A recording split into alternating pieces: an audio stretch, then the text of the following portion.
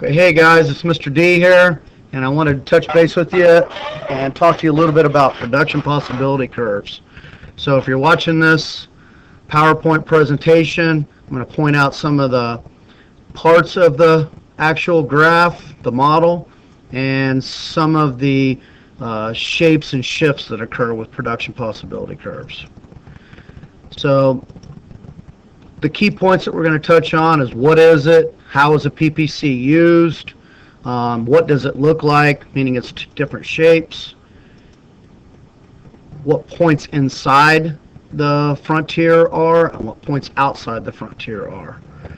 And so we're discussing macroeconomics versus microeconomics right now. We're looking at the entire economic system of a country.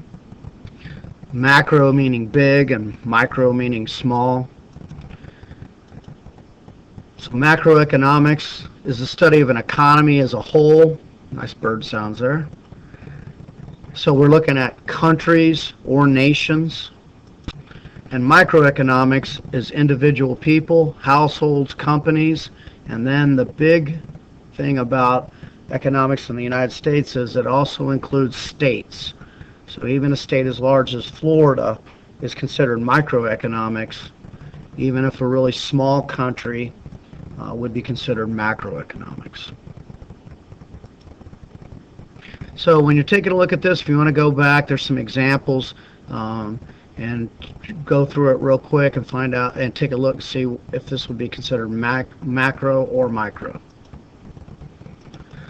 So we've discussed this before, or you've seen this before in your readings, but models, oversimplifications of reality. So economists use models to explain really difficult concepts or complex systems, and models help us understand them.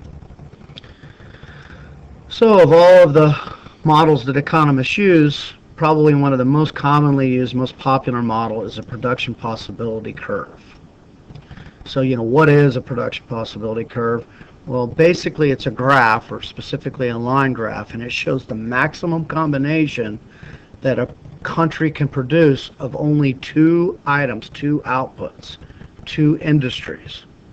And then we have a given, and that means that we are going to, at that time, freeze resources and freeze technology. The difference between a production possibility curve and a production possibility frontier is a curve is the entire graph, and the frontier, they're specifically looking at the line itself. Basically, they're the same, though. So when you look at this one model about fish and jeans, we use it to calculate or take a look at different production levels, and then when you move from one point to the next, there's going to be a benefit and there's going to be a cost. Each time that there's a movement, like from A to B or from B to A, there's going to be a cost, there's going to be a benefit. But generally speaking, economists don't really focus on the benefit of the decision. Mostly we look at the cost. So we calculate opportunity cost. So from A to B, the opportunity cost would be one fish. And from B to A, the opportunity cost would be one blue jeans. And so a lot of the problems that we look at are OC problems. So from Q to R, and from R to Q, and from V to R, and from R to V. Each time there's a benefit and there's a cost.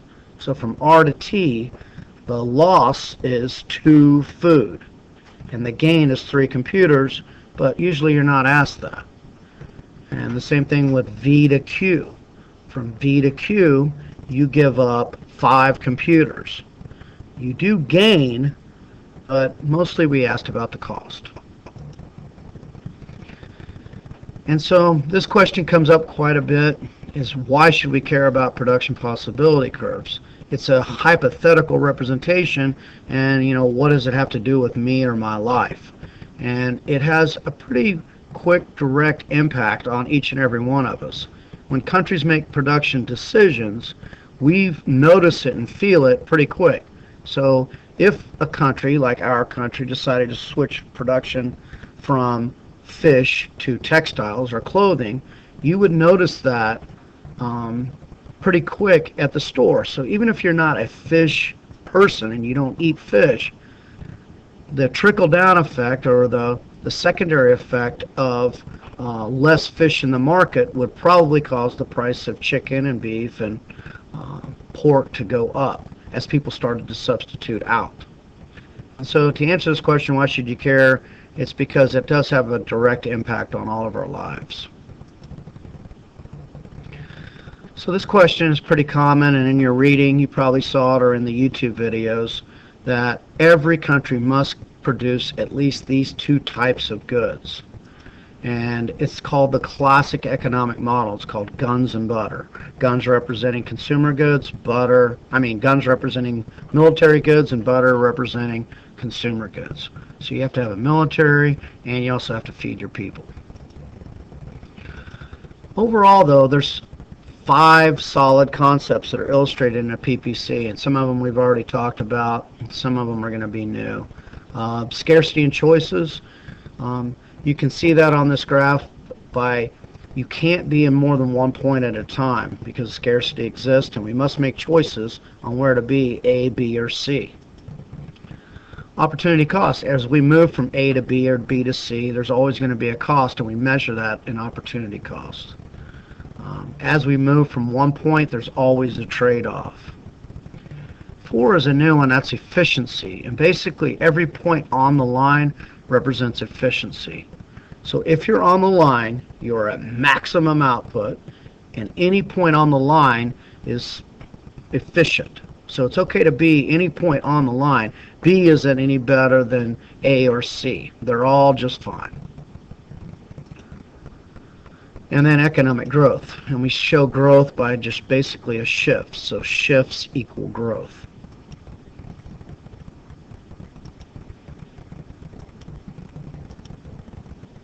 And when we talk about the frontier, there's the inside part of the frontier and there's the outside. So if you're not at that ideal point on the line, you might be at a point that's considered inside, and you are inefficient or underutilized.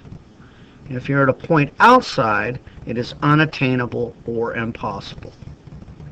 So A would be inefficient, and C would be unattainable or impossible.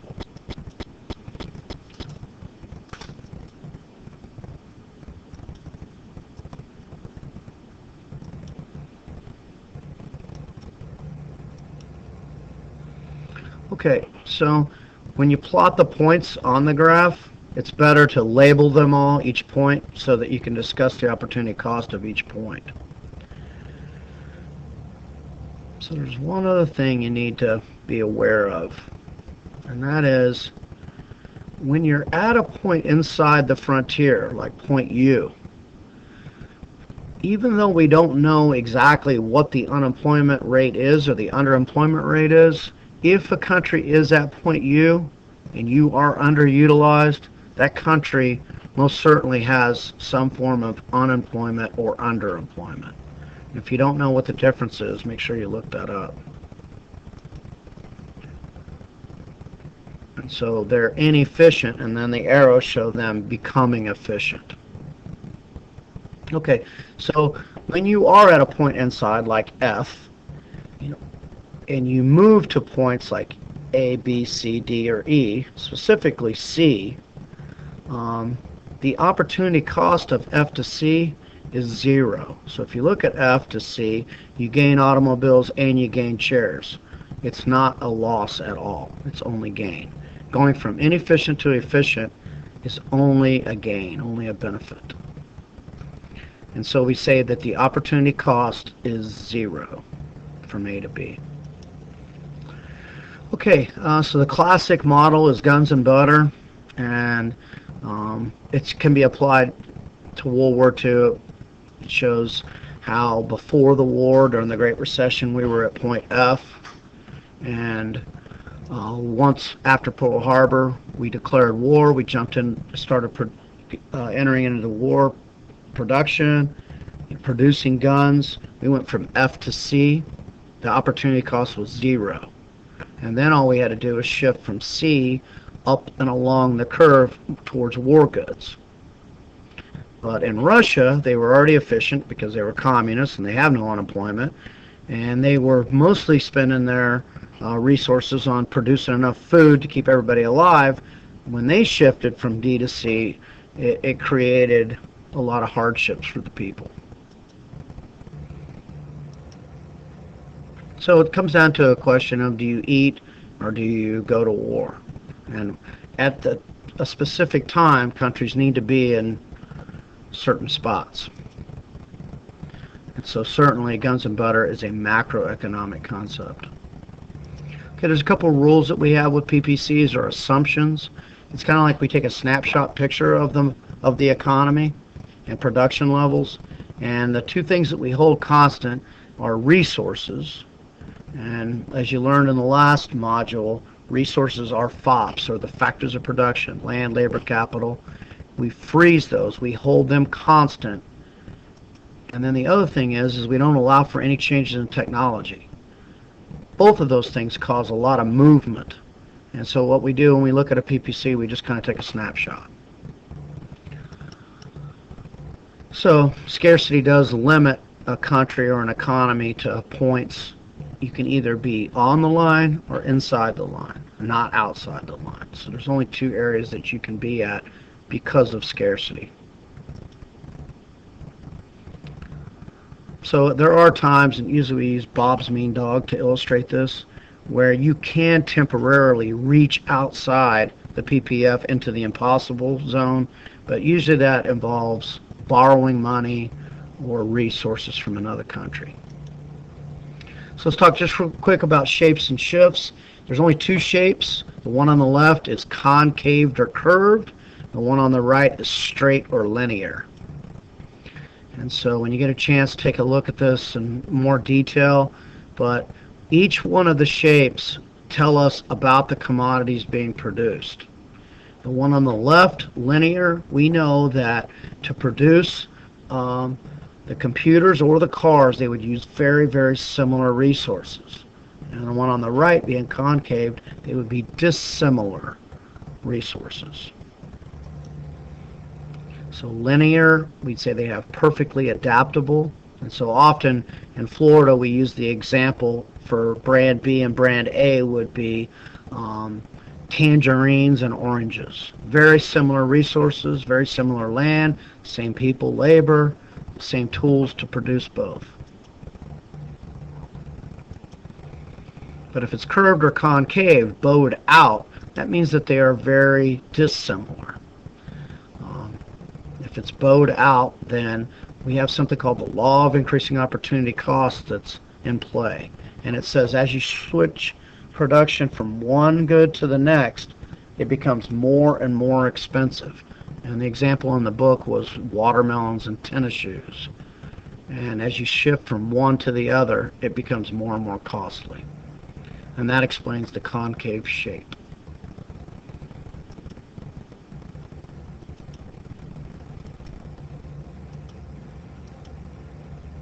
Shifting from coconuts to fish. As you first begin to shift from coconuts to fish, it's not very difficult to catch the small fish, but in order to catch the bigger fish, you have to increase in capital, you have to find the right tools, there's a learning curve with labor, and it becomes more and more costly. The opportunity cost goes up. So crab puffs and storage sheds, very dissimilar. That explains the shape. Alright, I'll let you come back and look at those later. And shifts basically equals economic growth. And when an economy or a country has a shift or a growth, it's an outward shift of the frontier. And it looks something like this. So anything that would cause a shift would be a change in land, labor, capital, a change in technology, or some unexpected trade with other countries. And the whole area, the blue or gray area, would be growth. All right, just some more review.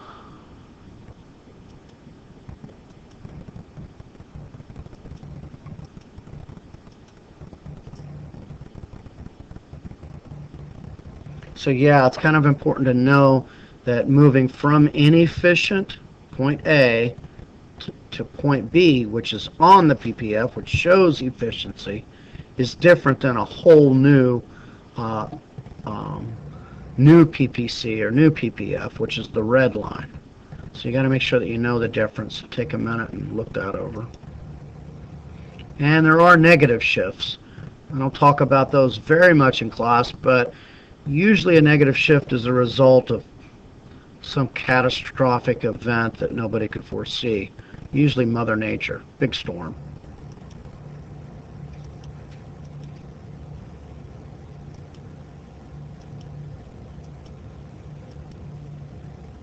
So when we plot them, we start off with a schedule, production possibility schedule. We plot the points, name each one of them, make sure that your PPC, your model, has a title. Usually in my class I call it PPC and then the two commodities, so this one will be labeled PPC Pizza and Robots. You want to connect the points when I ask you to graph, and then you'll answer questions about each point. Alright, well that's it. I hope this video helped out. I hope if nothing else it led to other questions. You can compare this to the other YouTube videos that I'm going to ask you to watch. And I'm signing off. Good luck to you.